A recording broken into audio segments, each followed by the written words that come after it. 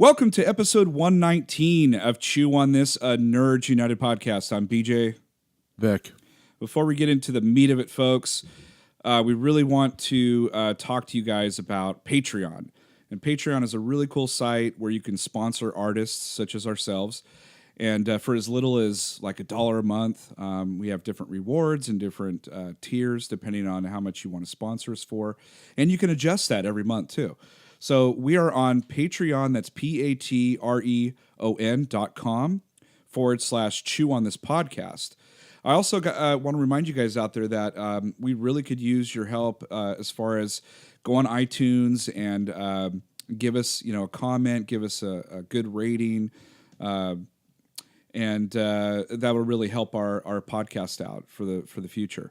So anyway, patreon.com/chew on this podcast, and go to iTunes and give us a little comment, give us a little rating. We'd be really appreciated, especially since we got a really good podcast here. So, or give us a shitty review if you're all about Zack Snyder or Michael Bay. Yeah, which would be kind of that would be kind of awesome if Michael Bay and Zack Snyder gave us like shitty reviews. That would be so fucking cool. That would be awesome. I would take a screenshot of that and post it everywhere that they actually listen to us. Yeah, no doubt. No accounting for taste, but then again, so the thing we've been doing for I think a year now, almost a year now anyway, really close to a year, is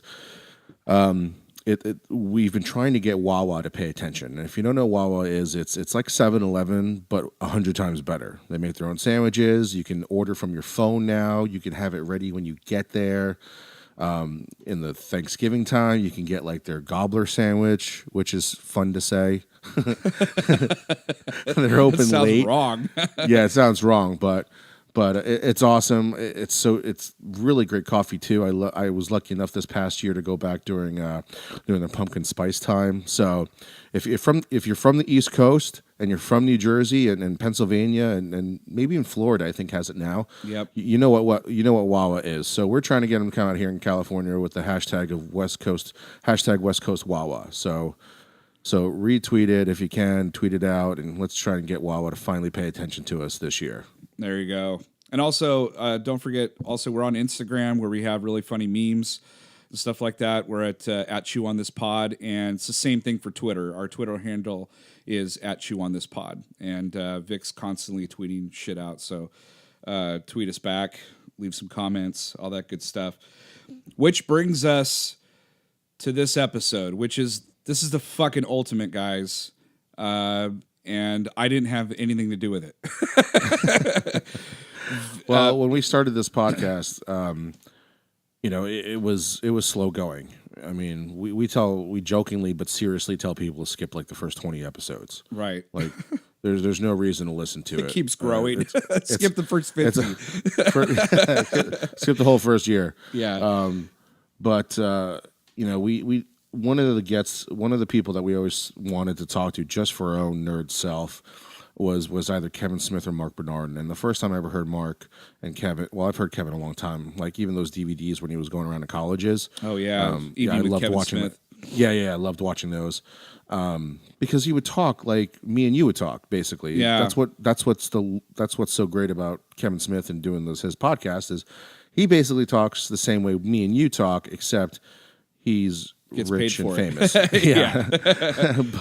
but like, that's why I loved his movies so much too, right? Is one of my favorite movies of his is Mallrats, and it gets shit on by the reviewers, but I love that movie because I'm like, oh my god, he's fucking making references and making fun of other people, and by using comic book references and TV shows and Star Wars and stuff like that. So it was just like for the first time ever, it was somebody on screen speaking the way I would speak. Representing, and the reason why I'm bringing up Kevin is because Mark has been a staple of his Fat Man on Batman podcast. And the first time I ever heard Mark was on a Batman Forever review. And Mark kind of says the same things we do, but he's much smarter. More intelligible. He's more eloquent than I am, where I would say that fucking rules. He would have a paragraph of why that fucking rules. And I was like, oh man, if we ever get a chance to talk to either one of those guys, we could probably quit. And long story short, we got somebody last year. Yeah, so this might be our last podcast. So last year we got Sarah Kuhn on, who again is the author of Heroin Complex, and we got her on for our feminine side episode. And she, I think, reached out to Mark. I'm guessing that's how that went. And I had already, tweeted Mark, and a year later he says, "Let's do it," and it literally came about in like 4 days. Yeah, which is crazy. It was here and gone before we even knew it. And it's almost, for us, it's amazing because we appreciate everybody that we get.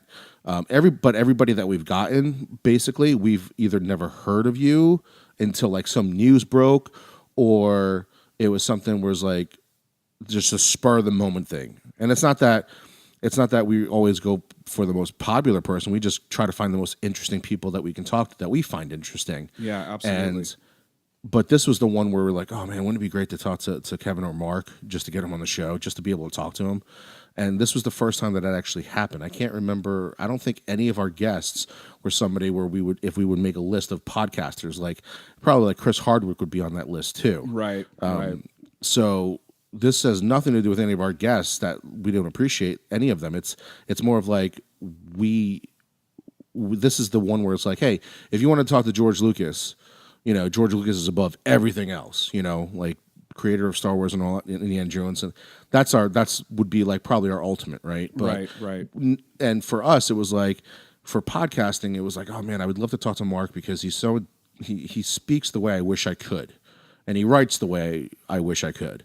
And anyway, I'm kind of getting long-winded here, but it's just like I still can't believe that we actually got him. It's like you've wanted this one toy for Christmas for a really long time, and then you get it, and then the next day on like December 26th, you're like, do I really still have this toy?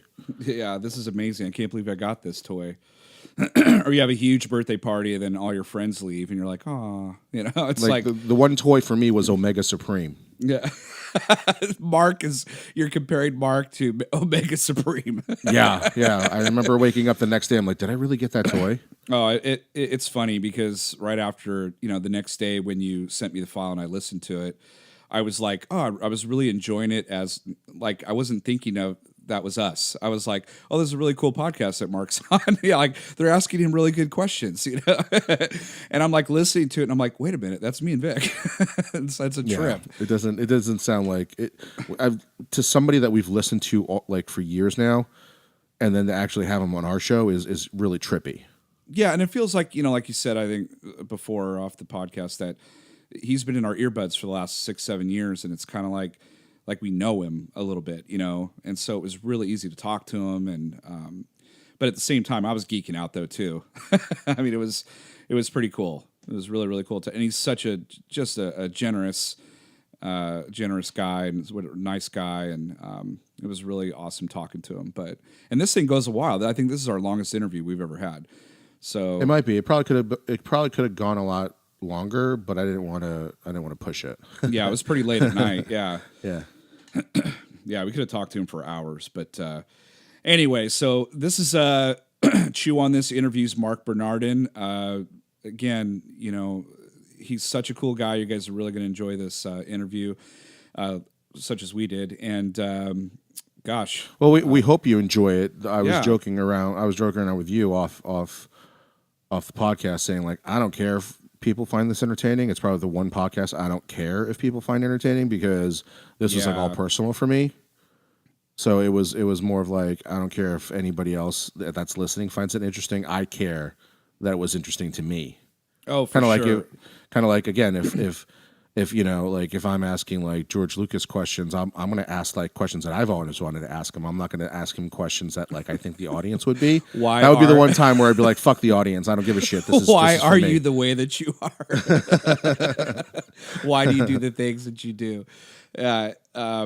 No, this was really cool. Like we talked to him quite a bit before and after the podcast too, which was, we just happened to record this, honestly. Like we could have just went and hung out with him or something and not recorded it. It would have been... If this was like a coffee thing, I probably would have been on 4 or 5 cups of coffee, and this whole conversation would have been like 6 hours long. It would have been like if we met up for like a buffet, and then they would have had to kick us out Hometown or buffet. repay for dinner. Yeah, like they would have been like, "You guys were here for breakfast. It's now dinner. You guys owe us for lunch and lunch and dinner." Or leave. Like, oh shit, we didn't even realize that. Well, let me That's get if some Mark would have stayed that long. Yeah. He like gets up to go to the bathroom. He's like, "Where'd he go?" He doesn't come back. Like leaving that date. These guys would not stop asking questions. I've had enough. Oh yeah, I'm done with this. Get some soft serve on the way out. Yeah, you always got to get the soft serve. Absolutely. The buffet. Exactly. No matter how full you are, you get like if you're really full and like you got the buffet sweats. That's how you justify getting the soft serve. Because it'll cool you down. We did not have Bernardin sweats. We could have talked for a long time.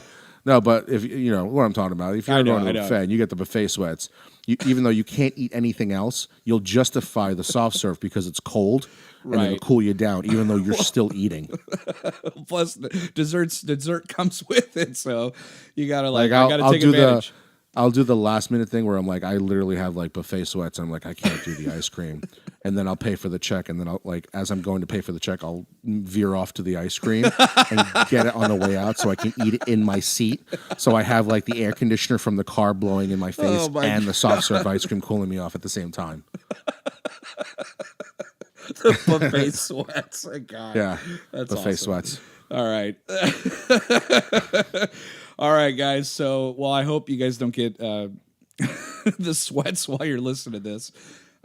If so, cool if you do, down. If you do review it and say you got Bernardin sweats, that would be kind of funny. That would be pretty awesome. All right. Well, this is episode 119. This is Chew on This interviews Marc Bernardin. Enjoy.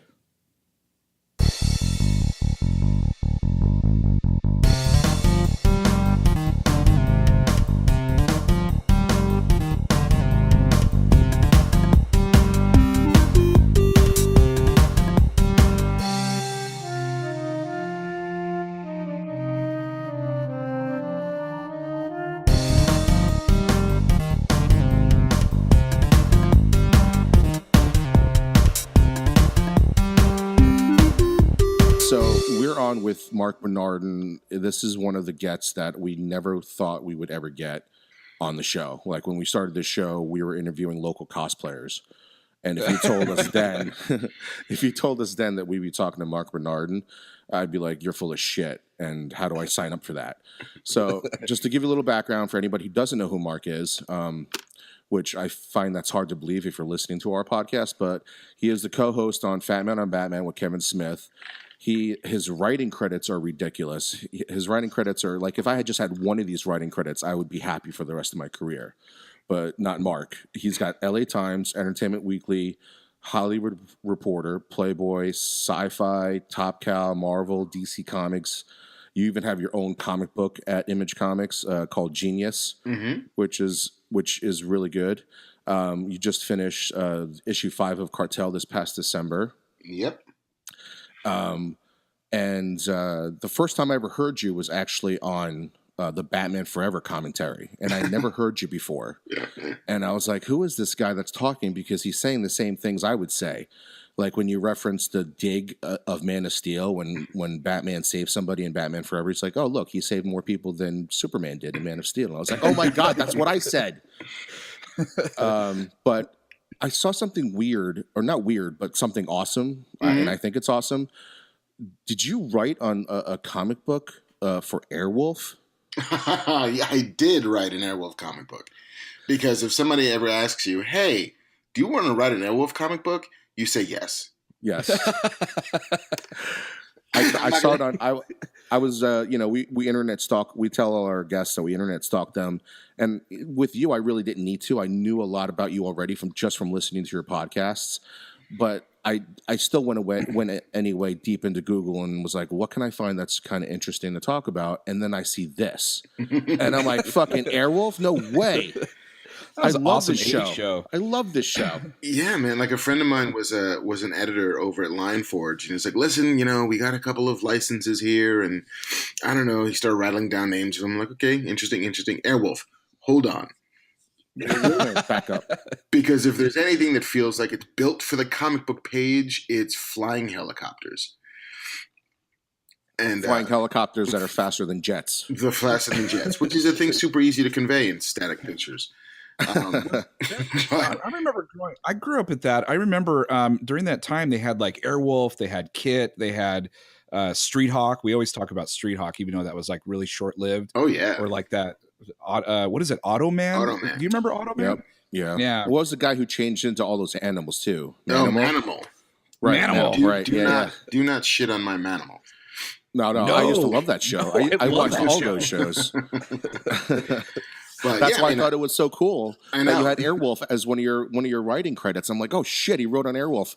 I was like, this is awesome. I didn't know that beforehand, and it's even more destined that you should have been on our podcast a lot sooner. Yeah, every now and again you get to scratch the itch, and it's entirely possible you didn't know you had an Airwolf itch that needed scratching. But you know what? I told my story. I feel like that's so awesome. I can retire from the field. And you'll find out at the end of the podcast why the Airwolf thing was so awesome when I saw it. But really quickly, as much as I've listened to your podcasts with Kevin, I've never heard. Like I said, the first time I heard you was the Batman Forever commentary, which I loved, and I listened to everyone, even the Batman Begins one that you just did recently. Cool. How did that? I never heard of anything with like how your relationship started with Kevin. Like, how did that come about? And then you being a regular all the time, because you used to just be a guest and now you're there all the time. So how did that come about too? Yeah, well, let's see, the secret origin is what you're looking for. Yes. The Weapon X. The Weapon X. When I was working for Entertainment Weekly, I had occasion to interview Kevin a couple of times. One thing, I was asking him to rank superhero costumes for some like college newspaper insert that EW had done back in the late 90s, early 2000s. And then later I had asked to do a filmography. I think Zack and Miri was coming out. Okay. And I was like, hey, let's do a filmography. He's like, all right, that sounds like fun. This is through his manager or whatever. And so I got his phone number and, gave him the call at the appointed time. I was like, listen, do you mind if we do this over IM?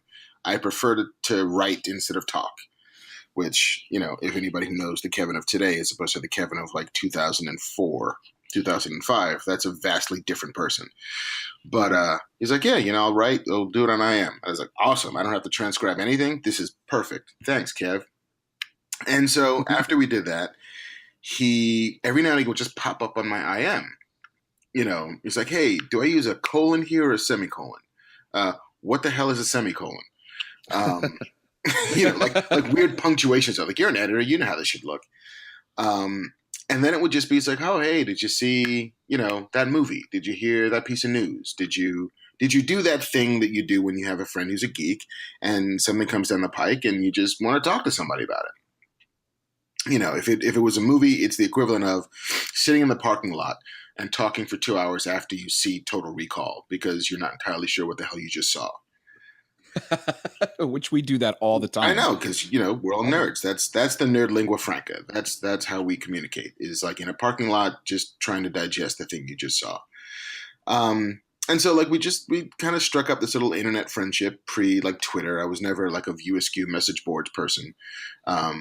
But and then he said, hey, do you play cards? And I said, what kind of cards? Poker. I'm usually back in Jersey like once every month or so. I was living in the East Coast at the time. And I do a poker game at my comic book store. Do you want to roll through? I said, well, nice. I live like 25 minutes from your comic book store. I'd be an idiot not to. So you lived in New Jersey? I lived in New Jersey. I was born in New York, stayed there till I got married, moved to New Jersey because that's what you do. And his store is still in Red Bank, and I lived in a town called Matawan, which is 20 minutes north from Red Bank. I lived in Toms River. There you go. Boom. And so I was like, yeah, I'll head down to the stash and lose some money to Rich Guy and his friends. That's, that sounds like a Saturday night. And so did it a couple times, lost money a couple times, and that was fine. And then I found myself in LA when I was I was still working for EW at the time, and he invited me to see Zack and Miri, a cut of it. And he's like, yeah, it's just about done, but if you want to come to the house and watch the movie. That'll be cool. Okay, sure. I'll go to Kev's house and I'll watch his movie in his living room on his editing bay because it's not like on a DVD or anything yet. And, then after the movie, just hung out for a couple of hours. He started smoking because Seth Rogen. And and I just had shitty pizza because it's LA. And we just talked for a while. And then, I went back east and fast forward about a year and I found myself in LA for Alphas. I was working for Alphas. And he's like, hey, right. I do a podcast with my wife, this Plus One, this morning show thing. You want to come on? You'll plug the show. We'll chop it up. Okay, man, sure. That sounds like fun. Go on the podcast. Said, awesome. All right. Hey, you should come on a podcast again. All right. That was fun. Happy to. What do you want to talk about? It's like, I don't know. He's like, all right, pick your 10 favorite Batman stories. I will talk about those.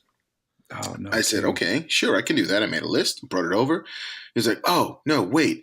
There's a new Batman animated movie that's coming out. The Dark Knight Returns Part 1. Like, we'll get the discs and we'll watch it and we'll do like a commentary track. All right, man, that sounds like fun. And so we do it. It's like, hey, that was a good time. We should do all the Batman movies. Okay, sure, man. You didn't get too far. Yeah, that sounds like fun. So we did, Dark Knight Returns 2, then Batman Returns, Batman and Robin, Batman Forever, blah, blah, blah. We get to the end of the Burton Batmans, and we're like, all right, listen, we're going to take a little break because, honestly, the Nolan movies are not as fun to talk about as the Burton Schumacher movies. Like, they're good movies. So we'll take a little spell. But Gotham is starting. We should do this for Gotham. We'll do commentary tracks for every episode of Gotham. Oh, no. And we're like, all right, man, that sounds like fun. So we sit down, we do like one or two, and they turn into these exercises in digression where it's, all right, we'll just talk about like what's happening in nerd news today, and then we'll get into Gotham, and that'll be fine, and we'll call it the utility belt. And so every episode will have utility belt and then commentary or whatever. And then it just became, man, Gotham is a rough sit. I don't know if we can do this forever. So what if we abandon Gotham and just do kind of like a utility belt? All right, that's cool. It's like, hey, do you want to be the co-host of this show? I'm like, what does that mean? Like, well, you have to come here and talk about nerd stuff with me. Like, all right, I can do that. That's fine. So I don't want to do like administrative stuff. That's not my gig. It's like, no, it's cool. Just come over. We'll hang out. We'll talk. All right, fine. And then like flash forward a year later. Hey, man, do you mind if we put up a couple of like GoPros in the office? We'll put it on YouTube. We'll see how that goes. All right, man. Sounds like fun. Hey, do you want to go to this studio? They want to pay us money to do this in the studio. All right, man. God. Sure. That sounds like fun. Falling upward. And he's like, hey, do you want to try like a live show? Maybe we'll take it on the road. We'll see what that's like. All right, man. Sounds like fun. Hey, do you want to do this in like, I don't know, San Diego during Comic-Con? Yeah, man. Sure. That sounds like fun. Hey, should we like, the guy who produces the show is opening up a bar. Should we do it at the bar? Sell tickets in LA on like a weekly basis? Yeah, man. Sure. That sounds like fun. And it's basically Kevin saying, do you want to do this? And me saying, yeah, man, sure, that sounds like fun.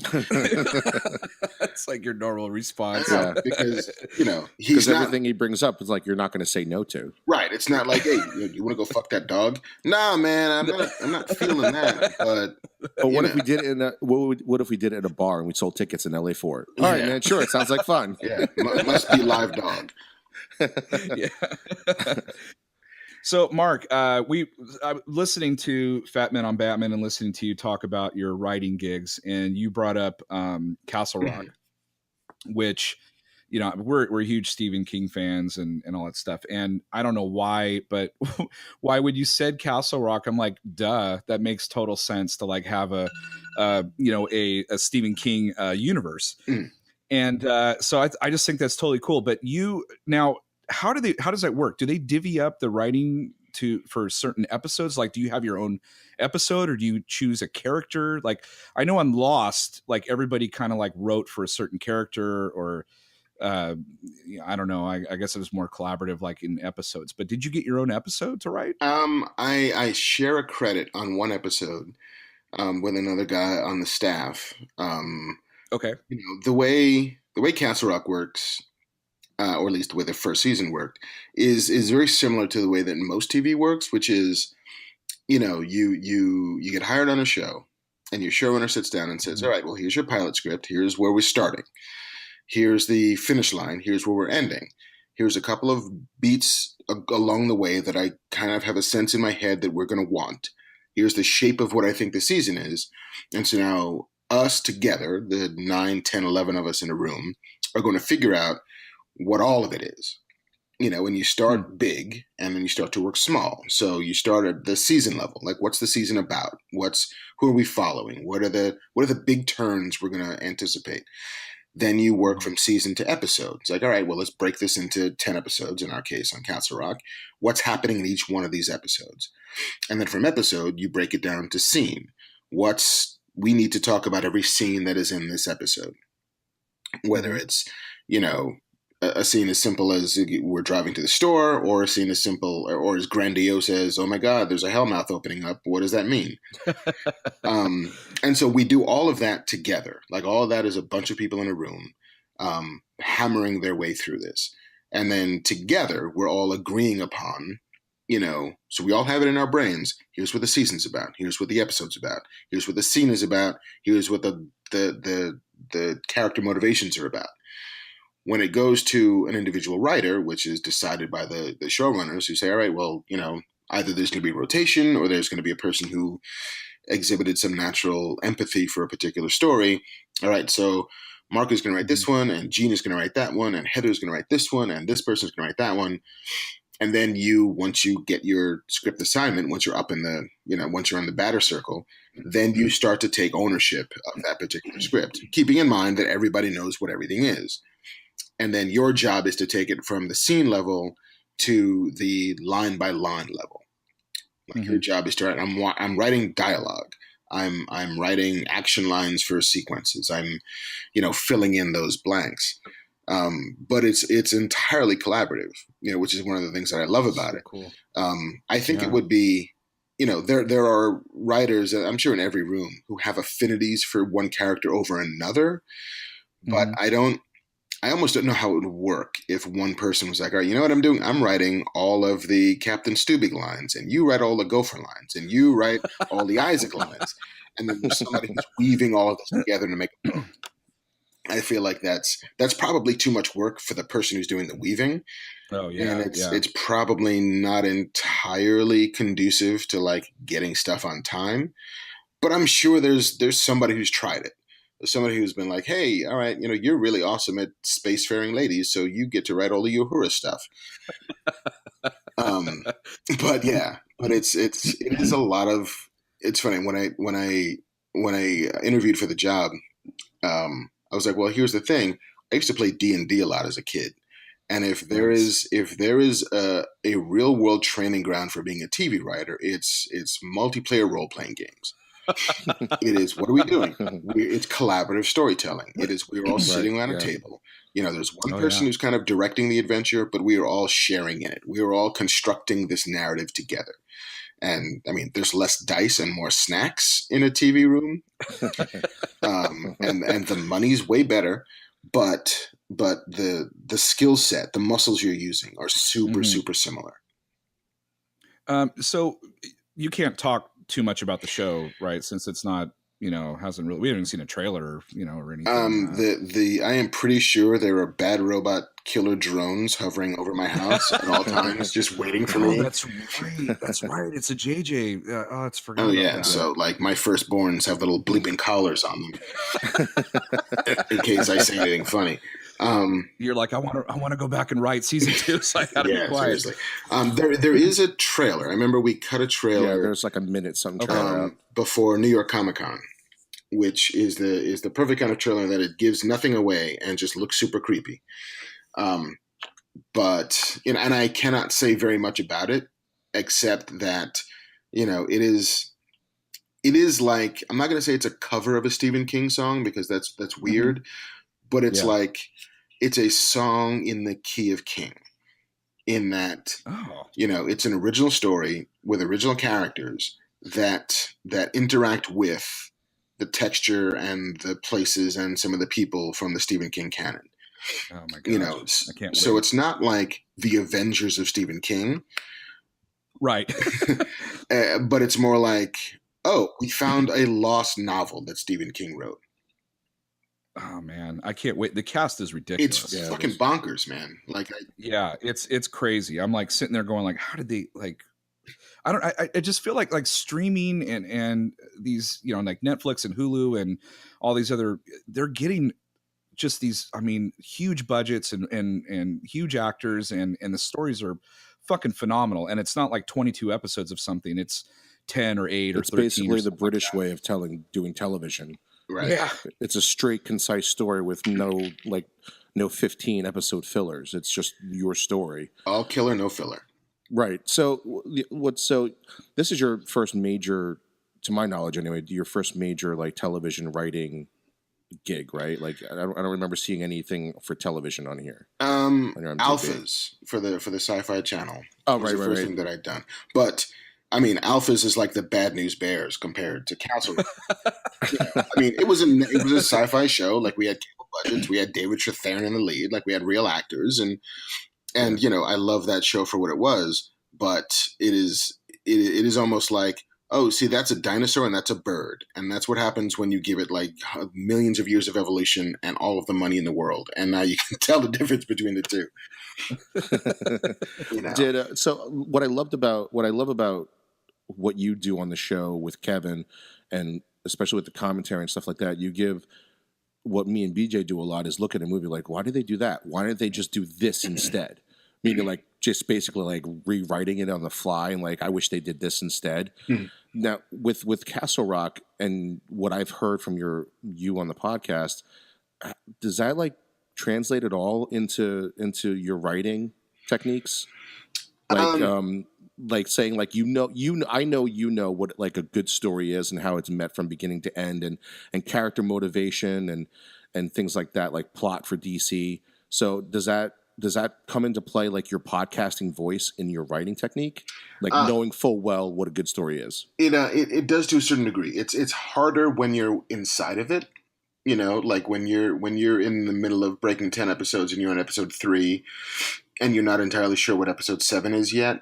It's hard to diagnose where the issues are, unlike looking at a movie. It's like, here's my 2 hours. What did you do with these 2 hours? Here's where I'm feeling slack. Here's where it doesn't work. When you're looking at a season of TV that exists, it's way easier to have that distance and say, oh, okay, here's this part of it, and here's that part of it, and here's where I would have done this, and here's where I'm glad they did that.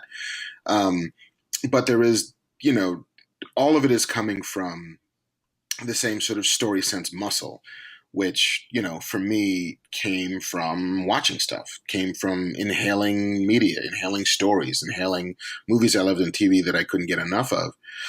And so understanding and digesting and sort of operating on and doing autopsies on story comes in good stead, because at the very least, it helps you understand what the rules are, you know, and the rules, especially when you're working in genre, are not to say that they're verboten and sacrosanct, not to say that you can't break them, but you need to know what they are, you know, and genre is great that way. And that, you know, especially if you're dealing in horror, especially if you're dealing in science fiction, you know, like there's certain parameters you have to establish to help an audience buy a reality.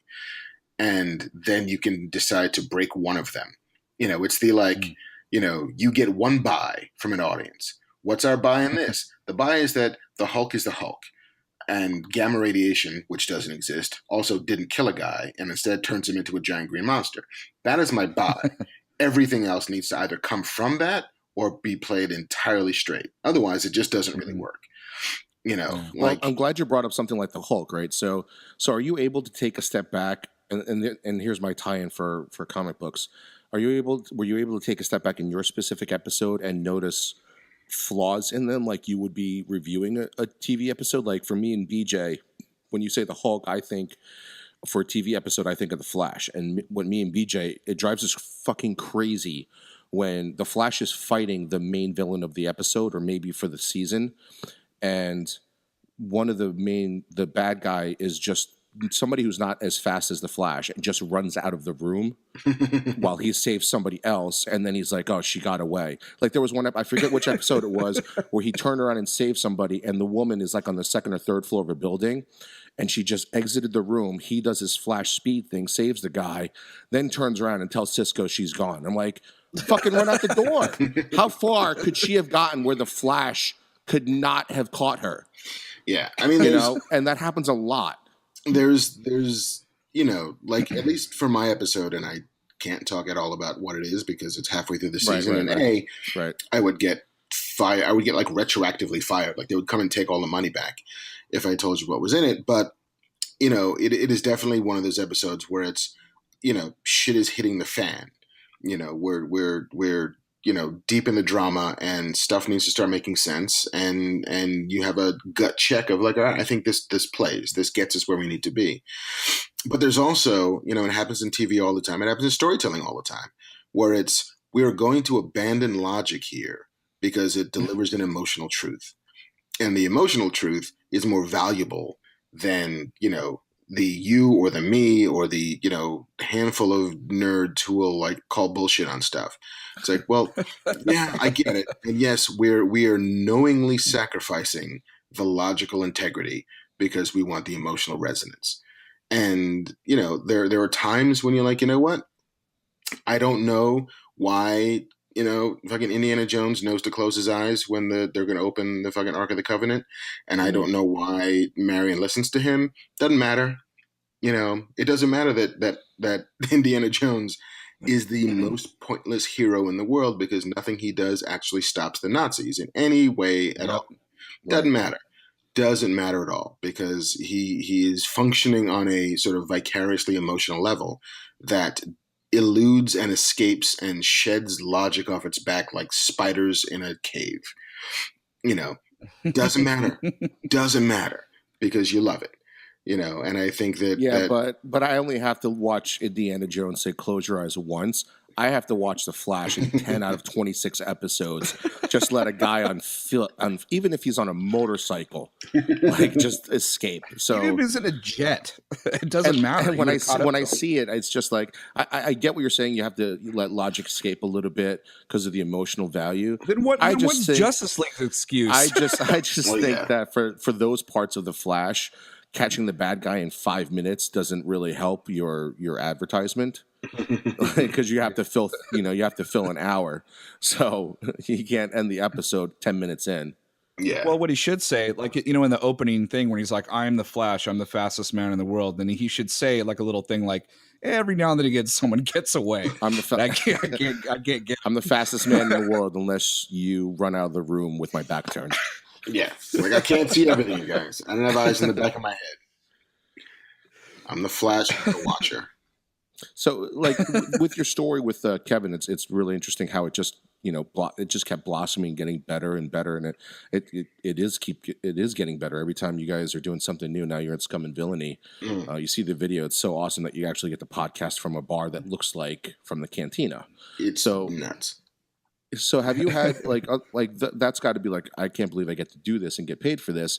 But have you had throughout your so far amazing career, have you had any one of those holy cow moments? I can't believe I do this.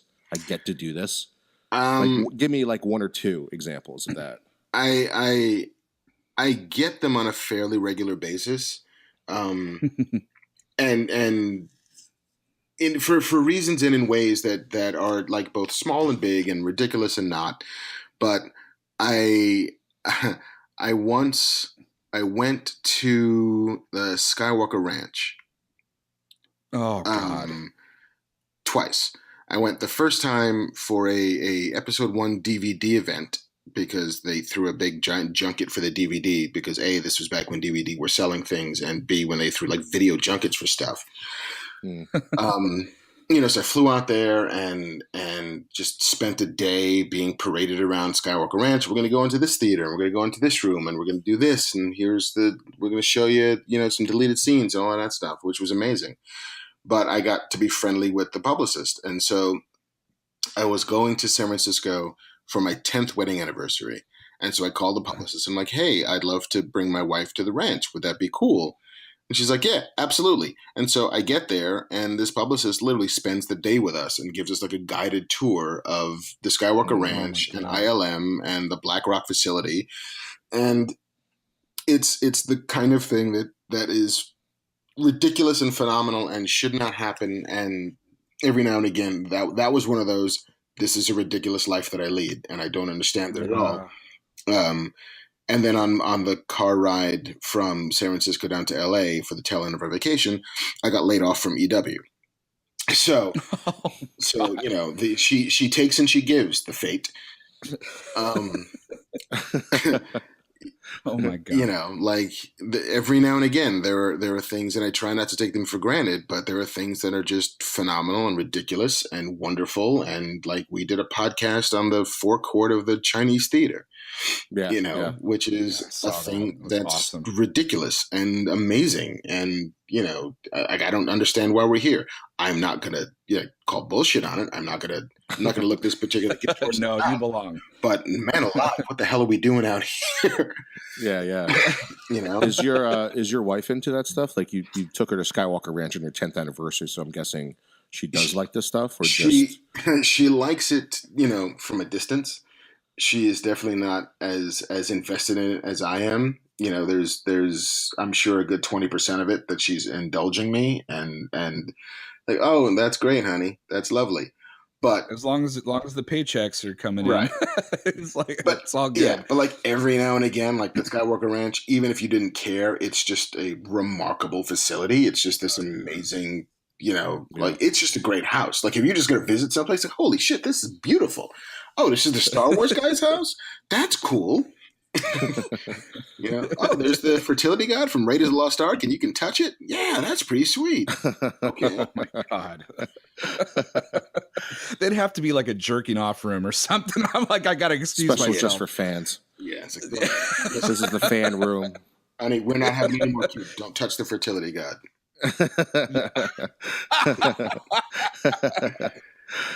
So one of the cool things about your show is towards the end of the show, you always have this is not towards the end of our show, but just talking about the Skywalker Ranch thing made me think about questions that you guys get asked on your show all the time, and you give gifts away. So I'm gonna try to play that game with you. You don't have to give me anything because I'm sure you don't have tickets to anything right now.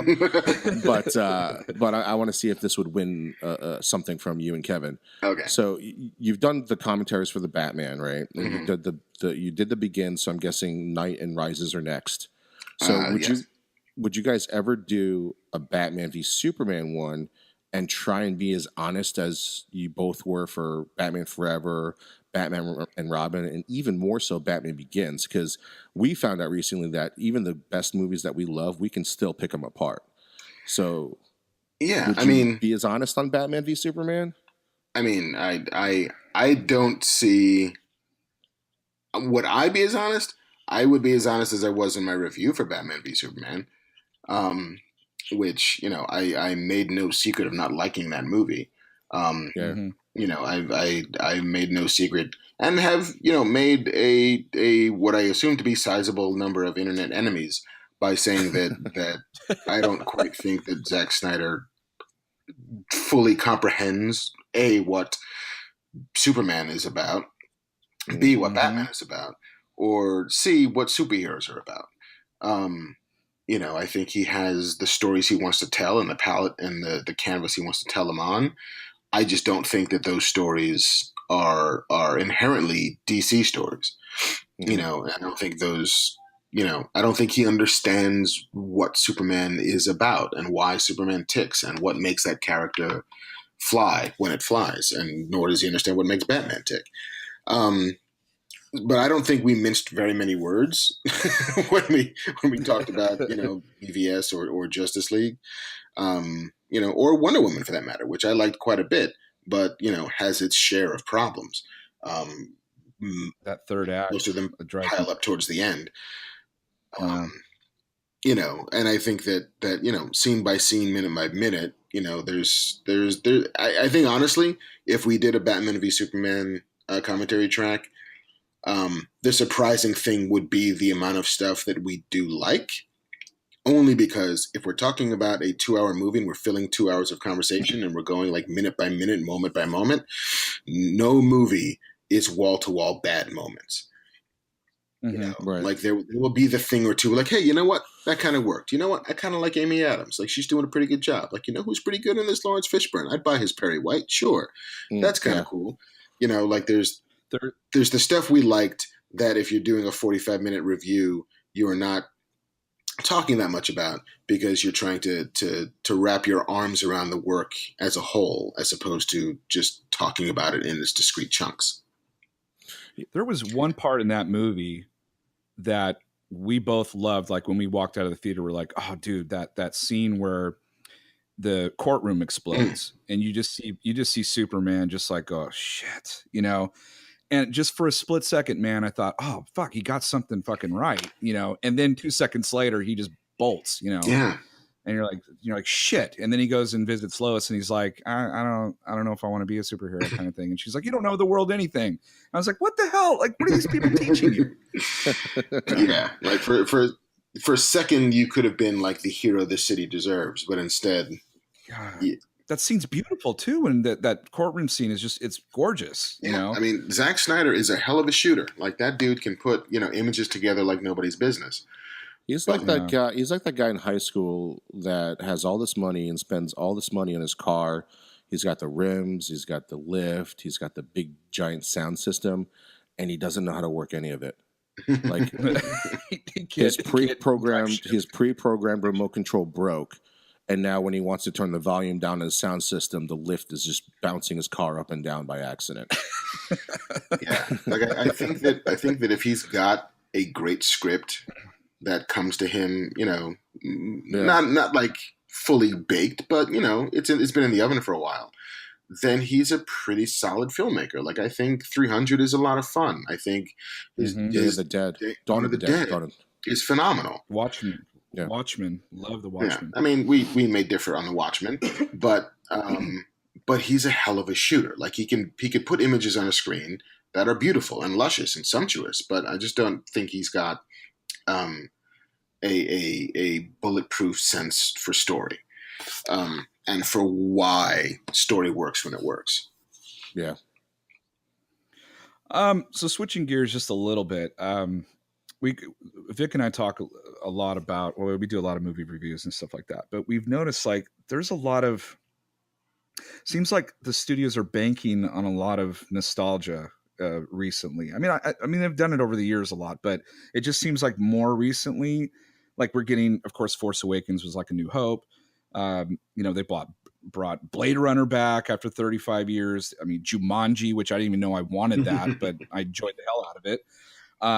They brought Roseanne back to the point where like I'm on literally right now, you know, before I got on here, I was watching Roseanne because I'm getting excited for the revival. They just announced that Murphy Brown's coming back. I mean, all this stuff that we loved in the 80s and 90s that we never thought we'd ever see again is now all of a sudden just coming right back in the limelight.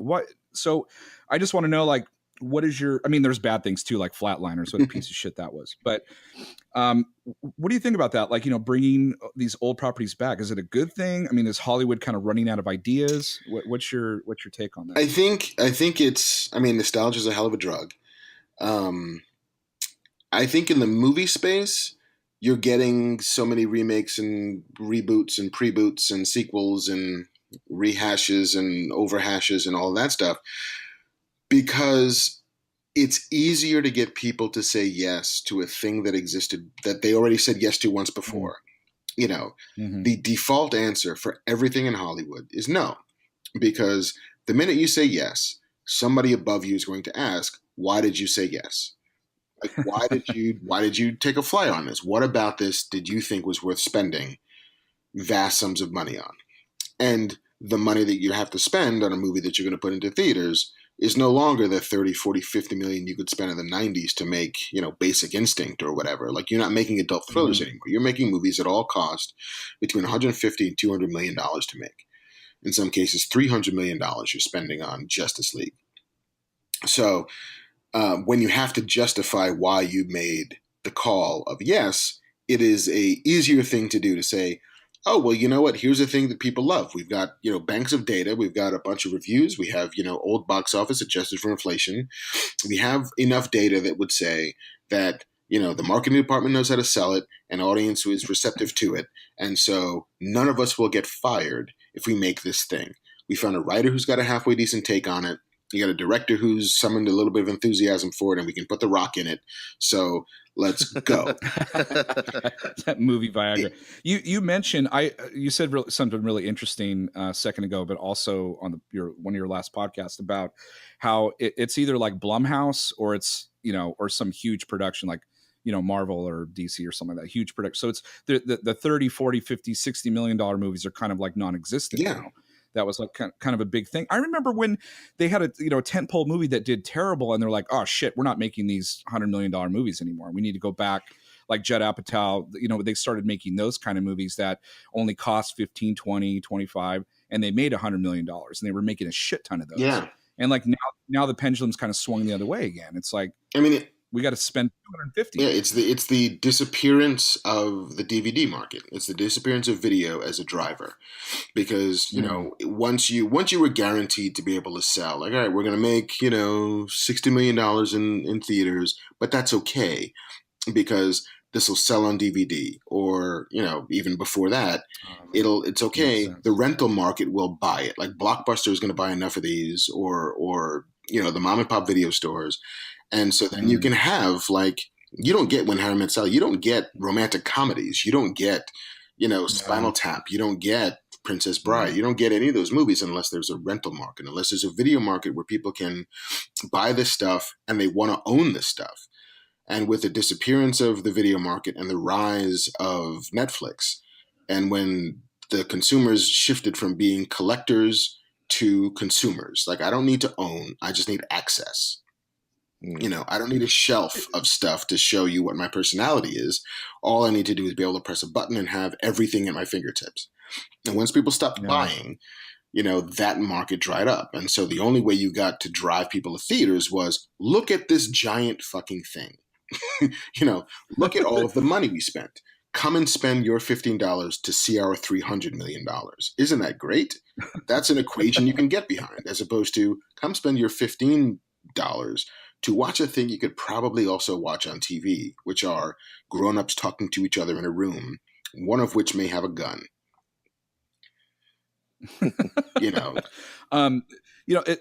Before we get on to the next question, it just popped in my head, but what is your take on McFarlane wanting to make a Spawn movie for $10 million?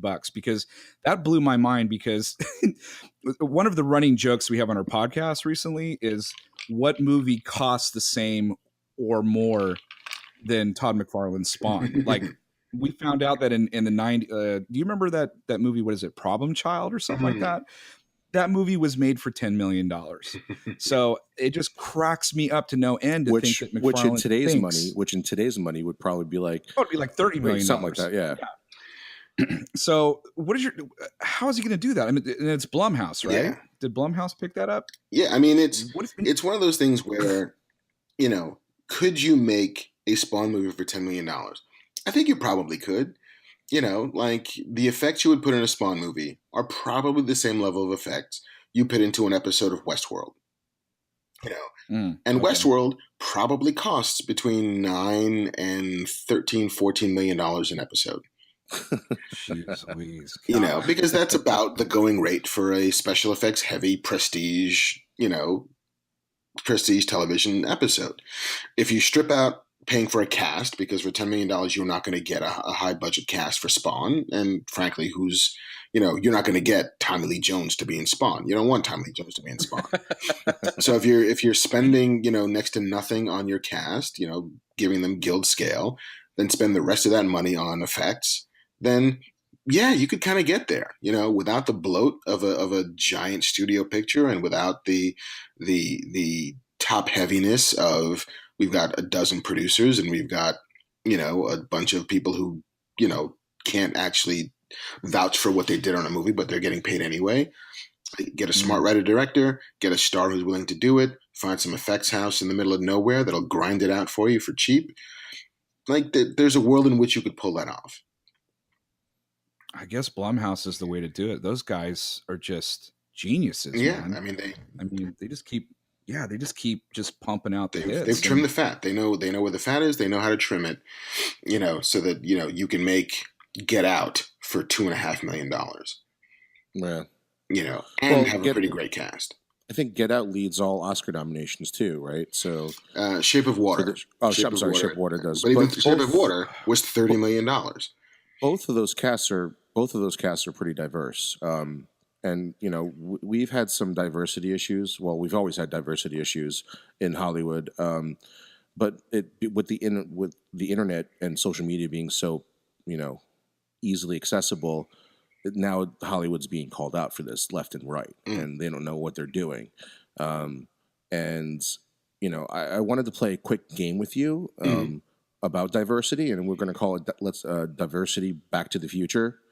So what we're going to do is we're going to hop in our DeLorean really quick, and I'm going to name some movies or characters, and then you tell me who you would actually cast now that there's a second go around. Like you're gonna fix the past.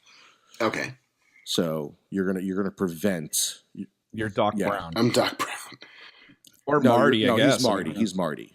He's Marty. Okay. You're gonna try not to make out with your mom, and you're trying to save your mom and dad's relationship. All right. So the first one is Iron Man 3 and the Mandarin. Who are you gonna cast in that?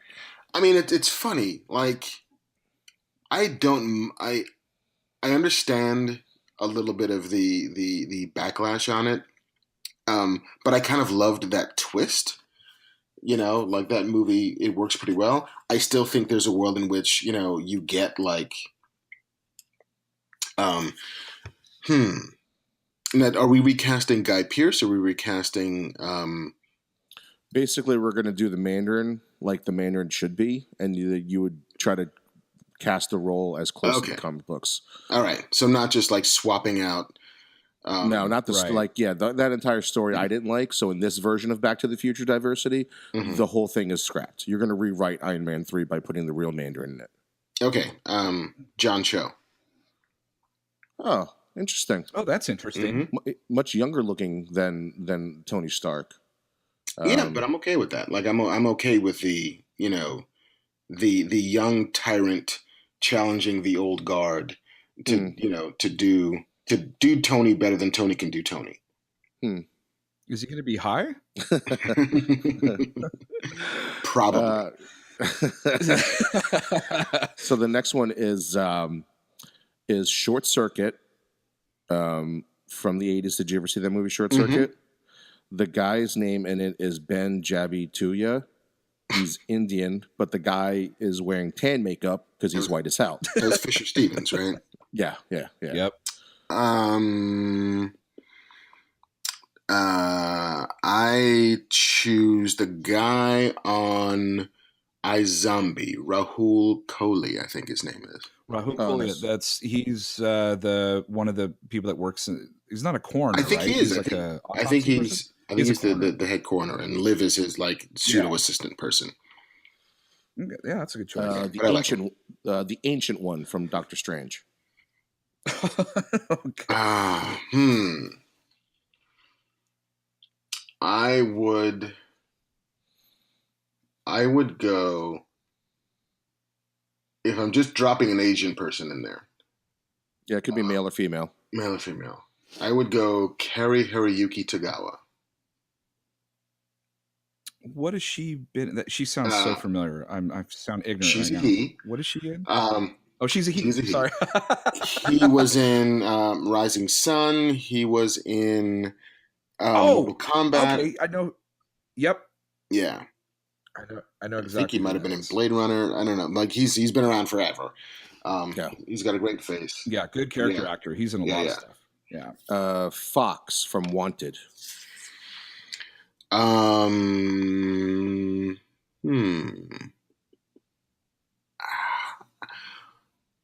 If we're making this movie in 2008, but then when they were making Wanted, Halle Berry.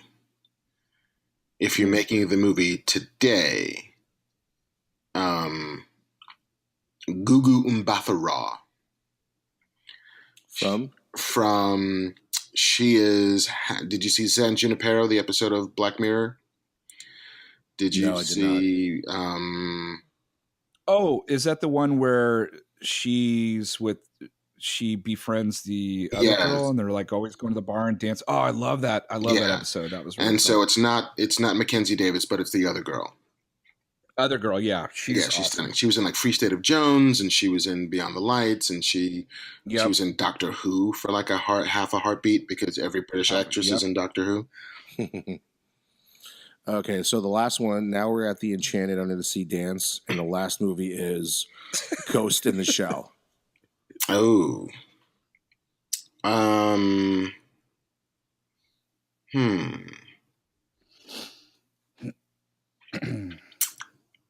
You know, it's funny. Like, I think that that's the sort of thing where you don't need a movie star for that. You know, like that. Mm-hmm. If I was those guys making that movie, it's like, here's the thing: we're making a like $80 million high gloss, high end science fiction cyber thriller. We're gonna cast around this lead, and we'll put a bunch of really smart, really awesome people, and we're gonna break a new star. Like, we're gonna do an open casting call. Like, find me, you know, the Daniel Radcliffe of today, who's an Asian lady, you know, and we're just gonna make a new star. We're gonna make the story. Look at this amazing talent we found because nobody else was looking. You know, see, that makes so much more sense to me. Because a lot of the excuse that these people always say, people meaning the studios, is, oh, we couldn't find, you know, an Asian actress, you know, to play this role. And it's like, well, Force Awakens made Daisy Ridley a star. Yeah. I mean, you need to find somebody and make them a star, and then, you know. Yeah, like you need to do the same kind of work that, like, nobody knew who Chris Hemsworth is before he gets cast as Thor. Like, we just found this guy. Nobody knew who what's his face was. Why am I blanking on his name? You know, Wolverine guy. Oh, Hugh Jackman. Hugh Jackman. Yeah. You know, just picked him out of a lineup basically and said, "Hey, you know what? You could be our Wolverine. Yeah, you're like 1.5 feet too tall and you're super handsome and you like to dance, but you could be our Wolverine." Thank you. He's thanking Mission Impossible 2 for the rest of his life. Yeah. Oh my God. You know, like it's find and decide to make a star. Hollywood, that used to be their business, which was, I'm going to give you somebody that you're going to love. Look at how awesome this person is. You know, the worst part about that is that when they say those kind of things and they say, like, they blame it on the controversy instead of the fact that the story, like for example, Ghost in the Shell, you had to spend 20 minutes explaining why a white woman had a Japanese name. Right. Where instead, like, you could have just saved, you know, 20 minutes of the movie and made your movie better instead of having to explain your whitewashing inside the movie. Right. Like, that's just ridiculous. Or if you're going to do that, make the movie about that. Like, make the movie about the crime of whitewashing somebody. Like, what it would be like if you woke up tomorrow and your skin did not look like your skin and your body did not feel like your body. Like, why that movie wasn't The Fly, you know, then I don't know. Like, there's an interesting story there. Like, interrogate it, examine it, like, make it about that. As opposed to, I woke up, why do my hands look different? Why is my face different? Flash forward to a year later when everything's fine. It's like, no. You're skipping over all of the juice. The juice is there. You just don't care about it. Like, you know, it's one of those things where, you know, you ask a comedian, like, is there any joke you won't tell? Or is there any subject you can't make a joke about? And most of them will say, no, I can find a way to make a joke about anything. I just have to do the work. You know, like, could you have made, you know, Ghost in the Shell with Scarlett Johansson, and could it have been, you know, both adrenaline packed and a sensitive exploration about racial displacement? Totally. They just didn't want to make that movie. They weren't interested in that. But yeah, and that's why it sucked, because it wasn't about anything. You know, like we've talked about it a bunch on Fat Man. The fact that, you know, these things have to be about something.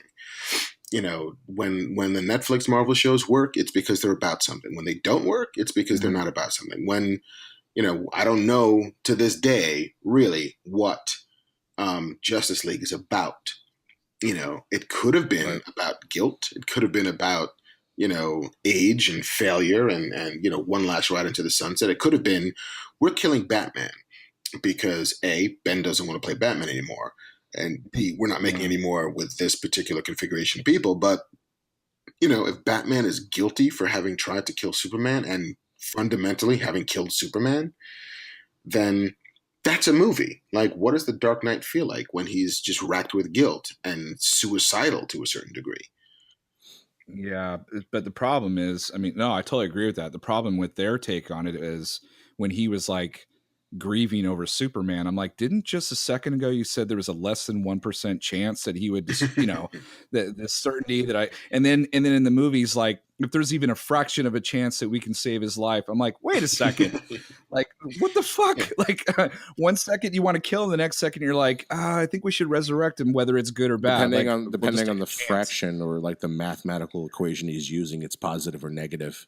Yeah, I just don't think he knows how to do math. No, and that was the joke we made. We're like, oh, in the third movie, it's if there's a half a bushel of apples of a chance, or like a baker's dozen chance that Aquaman's evil, we have to kill him. Yeah, but like if his entire motivation for resurrecting Superman was so that Superman could kill him in retribution, then I buy that. I 100% buy and be like, this would be a good death version of the Dark Knight. Yeah. Totally. That's totally it. But they just don't, he doesn't get those characters. He has Batman, he has Bruce Wayne recruiting people instead of Batman. Yeah. It's just fucking ridiculous. I don't know how or so they bring in really quick, because we can go on forever about Justice League, but they bring on Joss Whedon to like lighten the shit up, right? To make it look like a Marvel movie.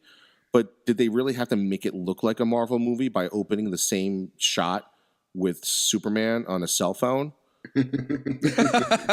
Like, because Spider-Man came out first, and then they had plenty of time to delete that part of the movie because it never comes back. Nobody ever in the movie says like, "Hey, remember when Superman was recorded on that kid's cell phone?" Nobody says that. It's never referenced again. So that point is completely useless. Not to mention, it reminds you of the Spider-Man Homecoming intro, which they did a lot better. Yeah. Yeah. Reminded me of Incredibles. Oh, yeah, that too. But both of those movies did it better than Justice League. And they're like, oh, shit, did you see Spider-Man Homecoming? Maybe we should delete this. Nope. We're back committed, guys. We're making this. No, we're doubling down. So it's just... So, Mark, I wanted to talk just really briefly about Genius. I actually didn't hear about this book until I heard you talk about it on the podcast several times. And so I went ahead and the first issue was free. So I downloaded it and actually read it. I haven't read the other 4 issues. And I think you came out with Cartel. Right. I think 5 issues of that. So I was pretty riveted reading this thing. I used to read comic books a lot when I was a kid, and I think over the years I've just kind of gotten away from it. But I was reading this comic and I was like, I've never seen anything like this. This is a badass chick who has the mind of like this strategic mind. And plus she's like getting gangs together and killing LAPD. And I'm like, what the fuck is going on? This is so cool. So like, I've just read the first comic and I'm like dying to see where this goes, or like, cause I'm still like, what's going on? Like, what's happening? This is so crazy. So anyway, I'm just gushing about it, but is there any chance or any kind of hope that this can turn into something like a Netflix show or a Hulu show or something like that? Have you tried to shop it around? There's always a chance. That first issue that you read came out in 2009. Like 9, And I only remember that because Wanted is on the back cover of that first issue in print. Nice. And, at the time, Top Cow took a risk. Like, when we pitched it around, everybody was a little chagrined by it for any number of reasons. But Top Cow was like, yeah, you know what? We'll do one. We'll see what happens. And then the response was pretty strong. So they said, we'll do more. This is cool. But, when that first issue came out, there were people who were like, hey, you know what? This is let's take a run at this. Let's see if we can maybe do something with it. And every person who, emailed us or, sat down for a meeting or got on the phone to talk about it was all like, hey, this is great. Could we change like 80% of it? because, hey, the thing we can't do, we can't actually, kill a bunch of cops in here. So what if it was like private security? Oh, okay. And what if instead of, the here and the now, what if it was like post-apocalyptic? Or what if it was during an earthquake? Or what if it was, and just this endless litany of things they wanted to change. And so we kept on saying, hey, that sounds like a great season of 24, but it's it's not this book. And if you're going to buy this book, then let's talk about making some version of this book.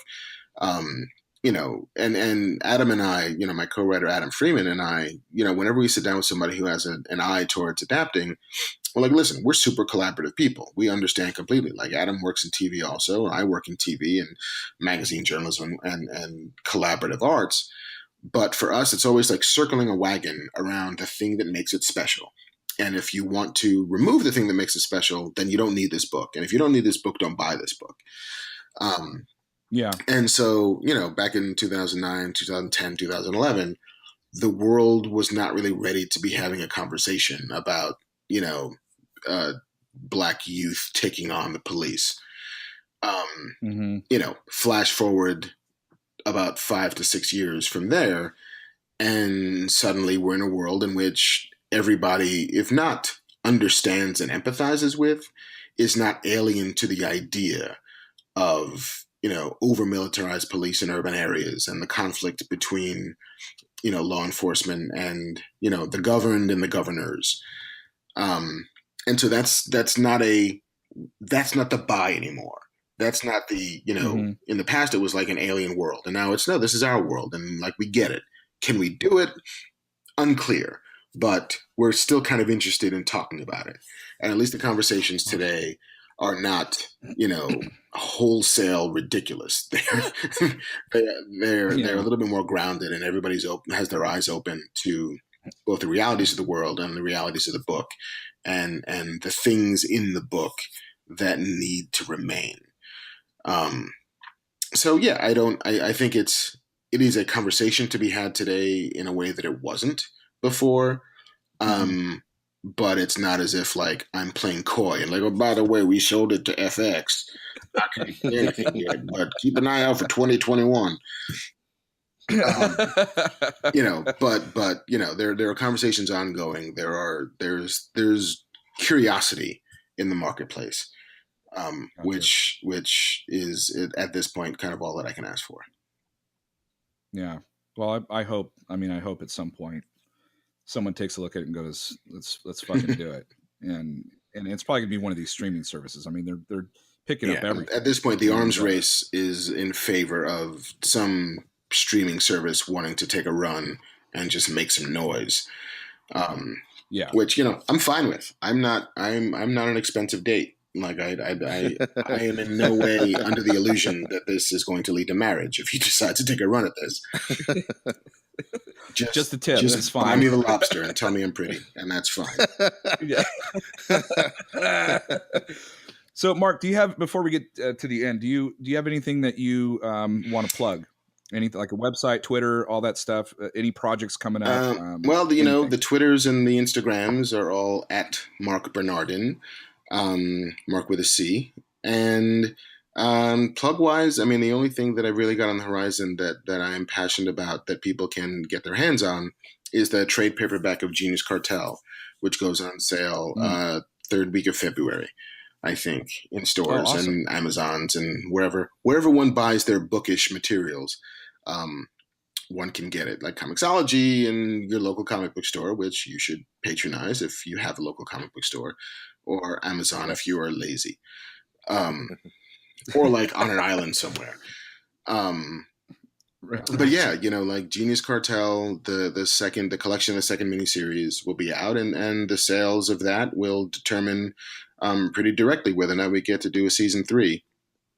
And I would love to, because we have ideas for days about where we could take this character in this world and challenges we can put in front of her. But a lot of that will depend on how the trade does. You also have a new podcast coming out too. I do. It seems as if it's in not quite development hell, but development limbo at any rate. but I'm working on a Battlestar Galactica podcast with Trisha Helfer. Oh shit, which is awesome. Amazing, and she's phenomenal. But yeah, that's one of your holy cow moments, right? Yeah, I mean, I ran it. Well, I mean, it's funny because I did this convention in London over the summer, the London Film and Comic Con, and for the first, like, I've done, you know, a decent number of conventions, both as a journalist and occasionally as a guest, but it's usually as a comic book guest, and they treat comic book guests far different than they treat media guests. And this London convention, Kevin and I were doing a live Fat Man over there, and so they brought me over as talent, as media, as shiny. And there's a green room that is far different than like the comic book green room, which is like, you know, stale sandwiches and a bunch of dudes who look exactly as you imagine a bunch of comic book dudes would look. And then there's the media green room where it's like, oh, hey, there's Benedict Cumberbatch introducing himself to John Cleese. And that's nuts. And oh, shit. John Rhys Davies, like Salah, keeps clapping me on the shoulder and calling me handsome. And that's kind of cool. And, oh, there's Veronica Cartwright from Alien. And, oh, hey, there's Trisha Helfer. And we just, like, you know, sitting down at a table, you kind of just make small talk. And somebody had come up to her and was like, hey, you know, I love Battlestar Galactica. I didn't know that I would. I'm not generally a science fiction guy, but I just fell in love with it. I thought she was fantastic on it. She was like, yeah, you know, I was thinking about starting a rewatch of Battlestar. And I was like, that's a podcast, Trisha. If you haven't seen it in a while, you should do a podcast. And, I should co-host it with you, by the way. And we'll call it Kevin Who. and so it just all sort of fell together, and we recorded a couple on the fly, and then we had some interest from a larger network that has some other ideas on how to produce and push out, and so we're just waiting to see if the I's will get dotted and the T's will get crossed. So, you know, hoping for swift resolution, but giant corporations are never really known for swift or resolve. So one last thing before we get to the end. Have you seen the Gotham by Gaslight yet? I haven't. I love the book, but I haven't seen the movie yet. It takes its liberties with it, changes it a little bit around. Mm-hmm. It actually doesn't take place in Europe. It takes place in Gotham. Okay. Oh, that's and then there's this weird line where he says, if there's even a 1% chance Queen Victoria is Jack the Ripper, we have to take it with an absolute certainty and destroy her. There's a part of me that would love a Batman who was that, like, disabused with the way math works.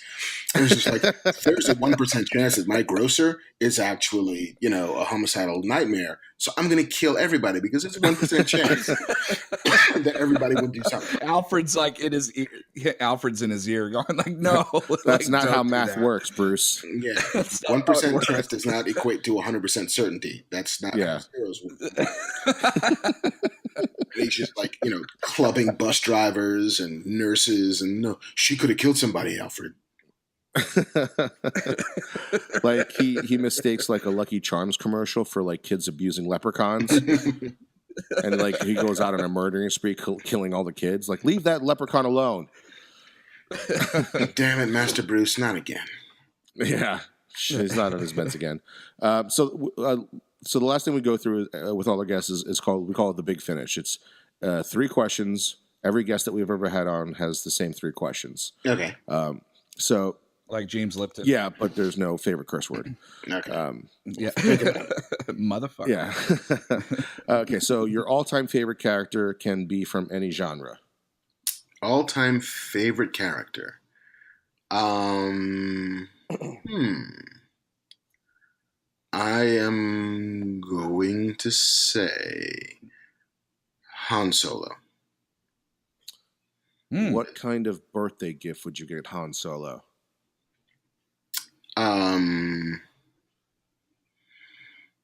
I would get him a holster. A holster? Yeah. Nice. He seems like a dude who could use a good holster. I was going to say get him a vest made out of that shit that the Praetorian Guards use to block lightsaber.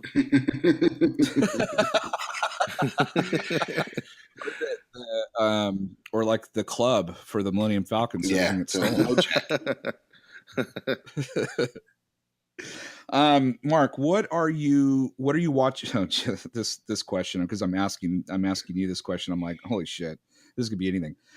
What are you watching now as far as TV shows? Like something you got a must watch, you got to watch it live, or you have it on the DVR. Let's see. I am must watch. I am must watch on The Good Place. I am must watch on Blackish. I am must watch on Black Mirror. I'm making my way through the 4th season. I am doing a rewatch of Parks and Rec. I am somewhat unhealthily obsessed with the Great British Baking Show, which if you have never watched the Great British Baking Show, it is the most relaxing hour of hunger and ambition you will ever see.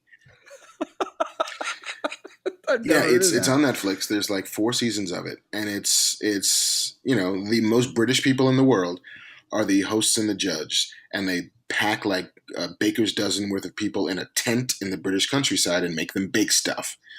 And so it's like Survivor, but for baking, but super kind and gentle and genteel and polite, and like nobody's ever baked anything bad. It's just not great.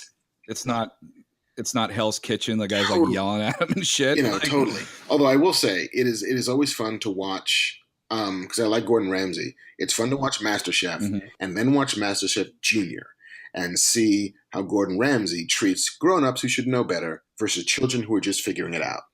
And he's so nice to them. He's the kindest person in the world to a kid. Yeah. But if that kid's dad comes into and starts cooking, you are a fucking nightmare. What is wrong with you? Is this food you would serve anybody you love? No.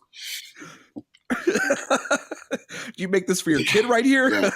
But yeah, Great British Baking Show. In a world as contentiously fractured as ours can so often be, sometimes you just want to put on a show that feels like a blanket in front of a fireplace and eating a scone at the same time.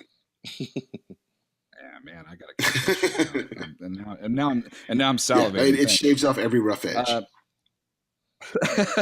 So, okay, if Ron Swanson had to choose only one form of transportation, would they prefer Kit?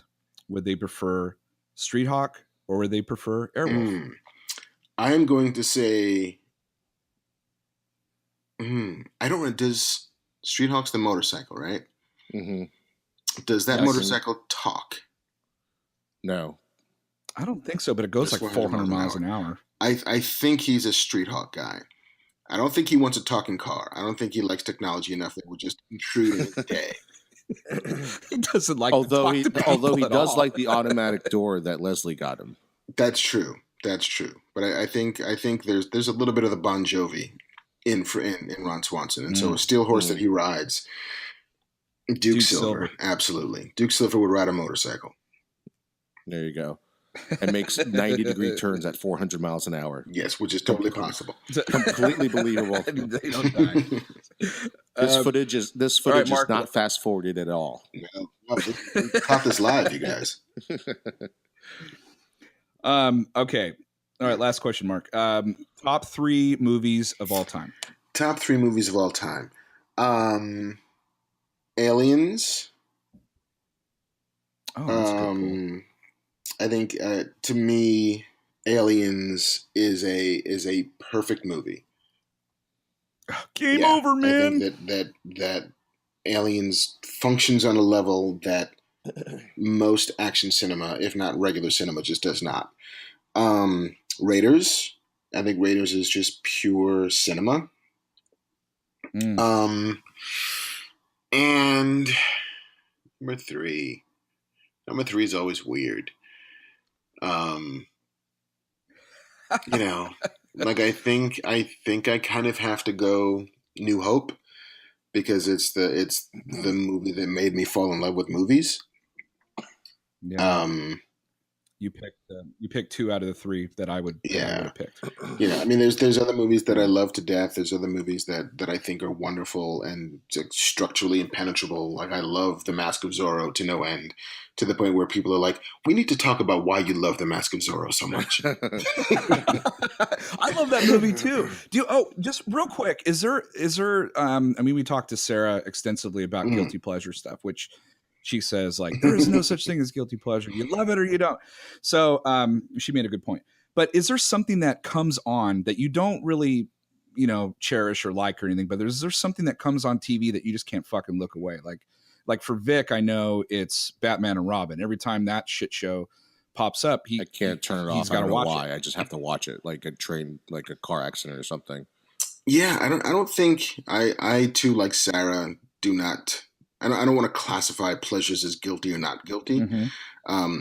There are a bunch of movies that if I just like randomly encounter them, I will just sit down and watch. Like, oh, Hunt for Red October's on. I probably was doing something, but not anymore. But yeah, I'm trying to think of like the bad ones. Like if I stumble onto like any Van Damme movie, I will stop and watch it. Yeah, like, oh, is this the one where he's twins? I hope he's twins in this one. Double Impact. Thank you very much.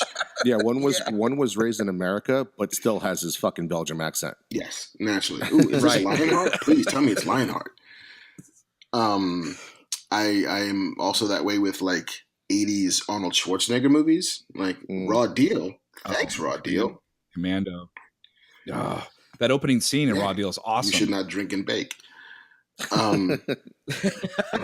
Yeah, it is usually like the crappiest crap that I grew up on in the 80s that feels like, mother's milk. What about like American Ninja?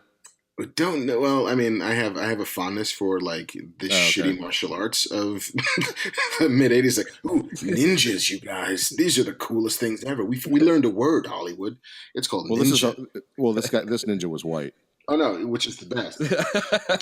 I was flipping through Hulu the other day, and I stumbled on a movie called The Perfect Weapon. Oh, I love that movie. Which is remarkably bad. But it was like, yeah, it is. It's so bad. We need a new Steven Seagal. Find me another like goofy looking white dude who knows the martial art that everybody's never heard of. And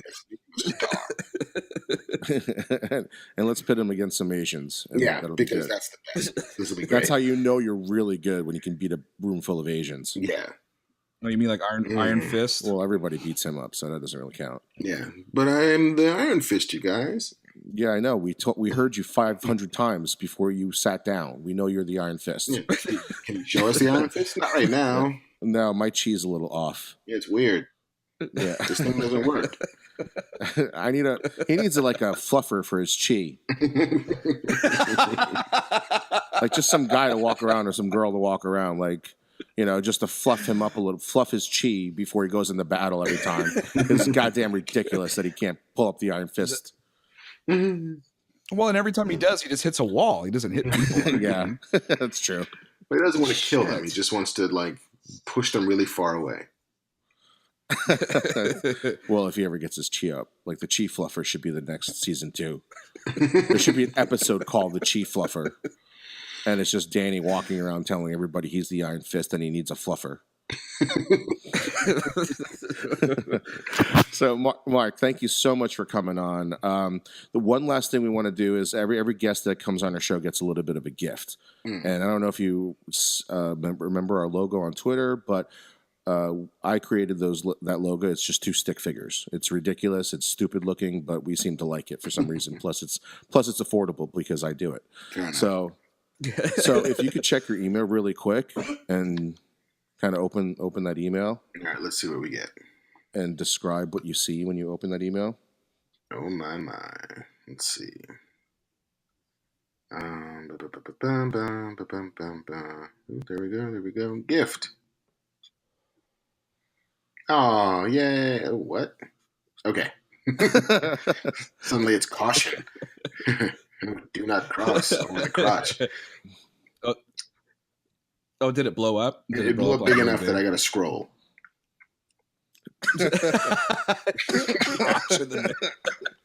It says caution. It's awesome. But yeah, it is a stick figure of me in a backwards Batman hat and a goatee, holding a pistol with police tape wrapped around my body like a very intimate snake. Well, it's referencing your genius number 1. Yes, thank you. It's awesome. So thank you again so much for coming on. This is so like we were just talking about like holy cow moments. Like right now is our holy cow moment. Well, like I had rock on. no idea we would ever be able to get you on the show. Well, it is my genuine pleasure, guys. Well, it was awesome talking to you, Mark. Thank you so much. And yeah, so that was episode 119 of Chew on This, a Nerds United podcast. I'm BJ. Vic. Till next time, folks, chew on that. Later.